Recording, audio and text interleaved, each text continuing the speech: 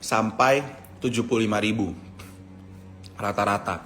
Kita ambil jalur tengahnya aja ya, berarti 30.000 per tiket, ya kan? 30.000 per tiket.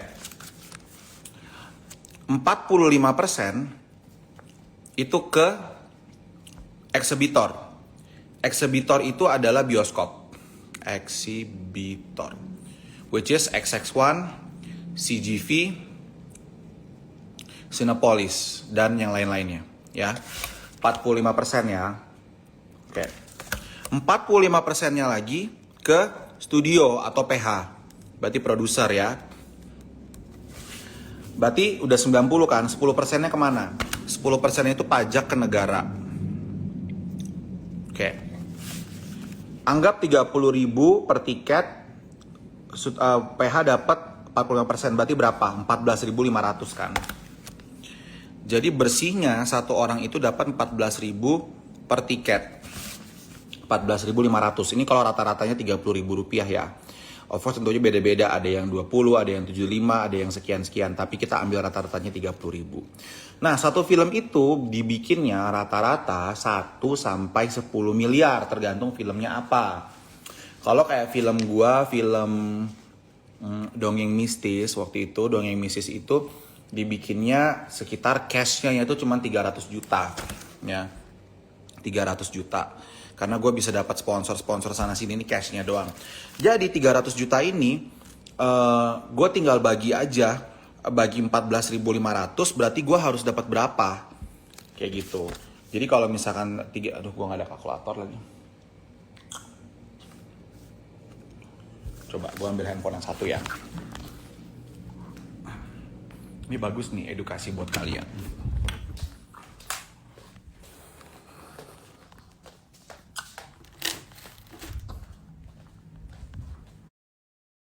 Mistis ya.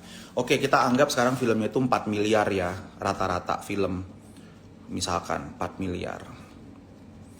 Oke, berarti 4 miliar 4 juta 400, 4 miliar dibagi 14.500, 275.862, sekitar 275.000 penonton baru balik modal. Kalau dari penjualan tiket doang ya, 275.000. Jadi kalau film itu harganya 4 miliar, butuh 275.000 orang yang untuk nonton di bioskop. Tapi ini di luar penjualan ke TV, ke Netflix, ke streaming service, ke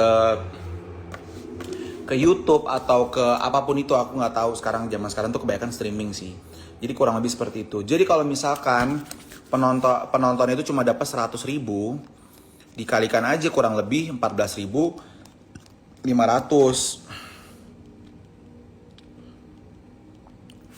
Berarti 1,4 miliar kurang lebih ya.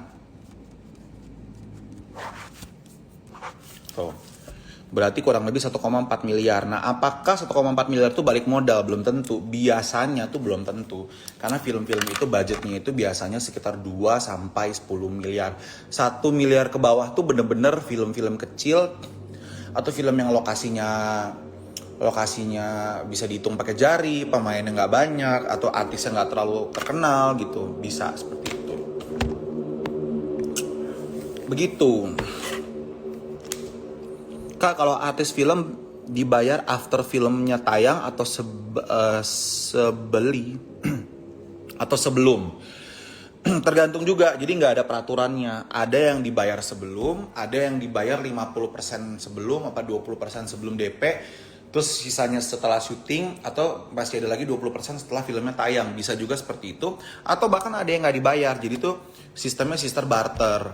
Bukan barter sih, kayak box office receipts. Box office receipts itu misalkan gini, contoh ya, ada produser, misalkan orang mau nawarin aku, hey Gandhi, aku pengen kamu main di film aku mau bikin film hantu apa, misalkan kayak gitu, Suster Ngesot the movie atau apa, aku pengen kamu main tapi budgetku nggak terlalu banyak. Gimana kalau misalkan kamu main di film ini, aku kasih budget kamu transport 20 juta, misalkan. Ini contoh doang yang asal aja ya, 20 juta gitu untuk budget transport. Nanti aku kasih saham buat kamu, aku kasih dari penjualan bioskop itu dari penjualan gross profit apa net profit, dari penjualan kotor apa penjualan bersih. Biasanya sih di penjualan bersih ya.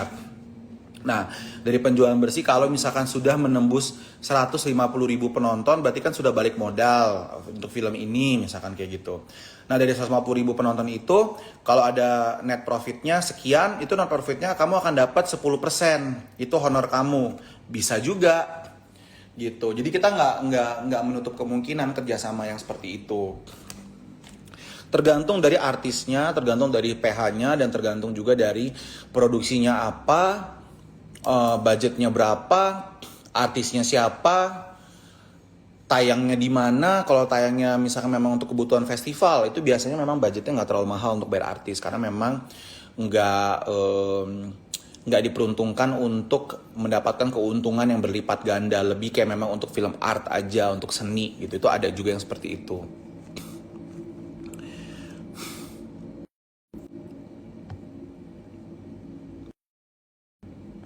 Baterai aku tinggal 4% ya guys.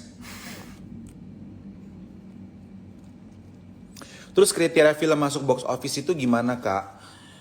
Kalau di Indonesia itu tiket box office itu tergantung dari PH-nya sih. Jadi kalau misalkan nih ada film harganya 20 miliar, tapi penontonnya itu cuma 500 ribu. Nah 500 ribu itu untuk film-film yang harganya 2-3 miliar tuh udah untung banyak banget. Tapi untuk film yang harganya 20 miliar, 500 ribu tuh sangat kecil. Nggak balik modal. Jadi mungkin box office untuk di depan image-nya aja kalau filmnya nonton banyak 500 ribu orang, tapi sebenarnya nggak balik modal. Gitu guys.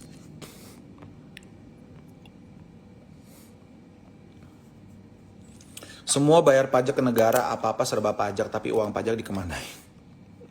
Pantasan ya bang, rata-rata pada bikin film-film horor sampah, budget murah, aktor nggak terkenal, tapi di bioskop laku banget, untung banyak itu produsernya. Ya betul.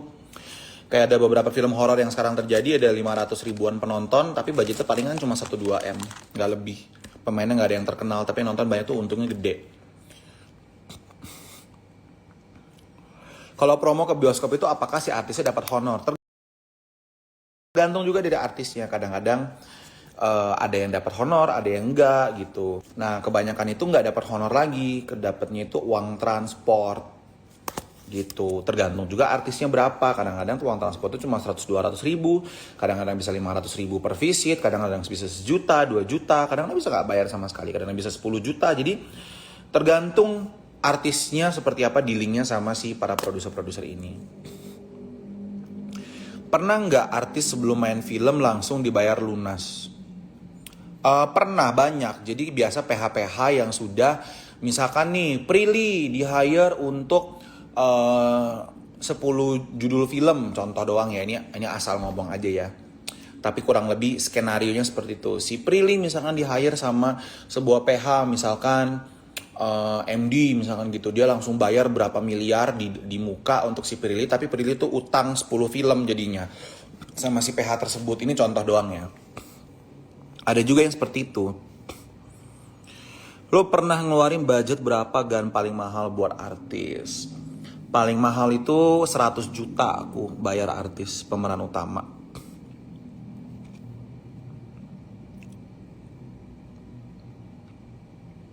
Kalau lu buat film, gue mau jadi investor lu gimana? Boleh, DM aja. Nanti kita ngobrol. Sambil di...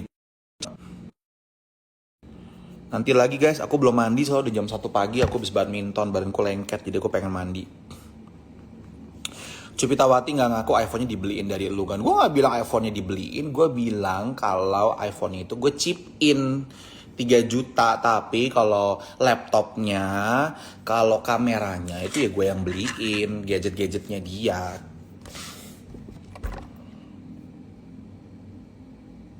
Tapi jujur ya Kak Gandhi, actingnya Gorgot di series Gadun punya Kak Gandhi itu bagus nggak actingnya? Bagus, karena kan yang ngajarin gue. Gitu. Dan juga itu kan dia mainin jadi diri sendiri juga. Udah beli tiket Doctor Strange belum bang? Oh ya udah ada advance tiket sales ya, aku mau beli habis ini. Tayangnya hari apa sih? Hari Kamis ya? Duh gila, masih hari Kamis udah pada dijual tiketnya.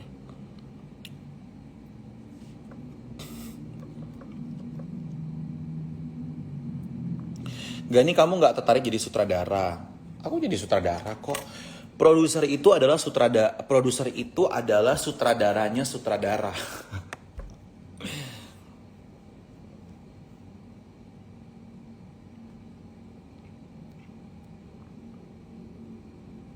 Mending sinetron ya cuannya. Enggak juga, kadang-kadang sinetron juga kalau bungkusnya cepat cuma dapat sekitar 10, 15 atau 20 episode juga bisa rugi juga.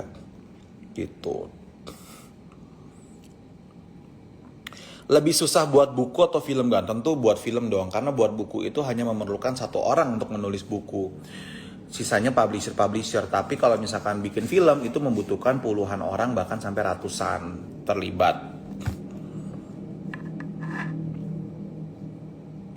Kalau nggak balik modal, artisnya atau karyawan dibayar full nggak gana. Jadi itu biasanya udah dibayar di muka untuk pokoknya mereka udah selesai syuting ya mereka udah dibayar full gitu. Biasa udah di DP dulu.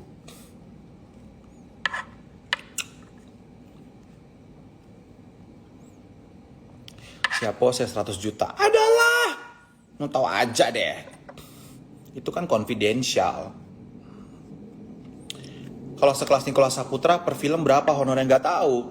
Kalian tanyalah ke Nicholas Saputra. Ya kali gue mau DM Nicholas Saputra, bro, honor lu berapa bro? Kagak nih review Elite dong, iya malam ini mau aku tulis reviewnya, palingan besok mau aku syuting. Aku mau bikin review backpack lagi. Aku mau review Heartstopper dulu. Nggak langsung tidur aja kayak Ucup Pitawati. Jai. Ini Tigor, Azhar, si Tompul. Kalau sekali lagi kamu nanya soal cem-cem, aku akan blok kamu. Karena aku tahu kamu cukup aktif membalas komen dan DM. Tapi kalau kamu nggak berhenti nanya-nanya sama seseorang yang tidak mau aku bahas, yang juga nggak nyenggol-nyenggol aku, kamu yang akan aku blok, oke? Pokoknya cukup membahas orang-orang yang memang berseteru sama aku secara publik. Tapi kalau nggak aku bahas dan kamu tanya-tanya terus, aku yang akan blok kamu.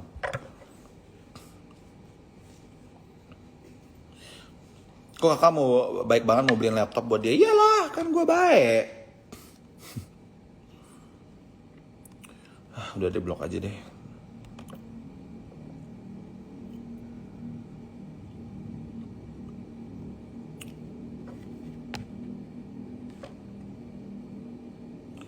Kok si Gorgor bisa jadi BS skincare lain bukannya udah ditandatangan perjanjian? Aduh, Dr. Oki udah gak mau ngurusin lagi.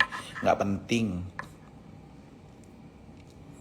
Kan Kak, tadi 45% ke studio atau PH. Nah itu pembagian keuntungan ke sutradara, produser, editor, dan lain gimana tuh? Ada presentasi komposisinya lagi? Ada, semua tergantung dari distribusi, dari dealing-dealing para si PH sama editornya juga atau sama si sutradaranya. Kadang-kadang nggak dapat persentase juga, tapi kadang-kadang dapat. Jadi tergantung dari siapa sutradaranya. Biasanya kalau sutradaranya sebesar Hanung Bramantyo atau Anggi Umbara atau Awi Suryadi misalkan, atau Riza Mantovani atau Upi, nah biasa ada presentasi box office-nya. Tapi kalau misalkan mungkin sutradara-sutradara baru ya nggak ada. Siapa lu? Gitu. Kakaknya udah pernah review Scam nggak apa tuh?